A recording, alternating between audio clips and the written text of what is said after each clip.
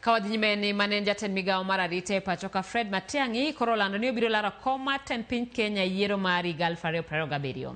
Ka oloso e lap magusi manitie e kaunti ma Kisii, Matiang'i mabende ne oten kod josiasa mawuok e kaunti no kod mano mar Nyamira ne onyiedhore lele gino ma osebed ka ilieko. E kinde no jopiny bura ne oyuore romono mane en mar Matiang'i ma okwongo mar siasa. Motelo ne mano jatend migao no machon ne olimo bombe ma opogore e kaunti ariyogo marado kod jopiny mabende ne orwake kod sironyo.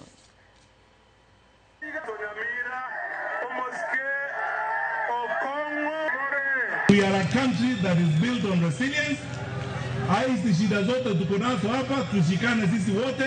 Siku hiyo ikifika tutavuka hiyo daraja na tutaenda mbele. Mungu atatusaidia tufix hiyo maneno. Sisi hatutatusi mtu yoyote. Tukielekea mbele, tunataka kila kabila, wa Kisii, wa Jaluo, wa Luhya, wa Kalenjin, wa Kikuyu, wa Pokomo, wa Maasai na kila kabila wapate kukaa chini, tupate kupata kiongozi wetu kura hapa. We want a good country. We want a country that is fair, a country that respects young men, a country that takes students to school.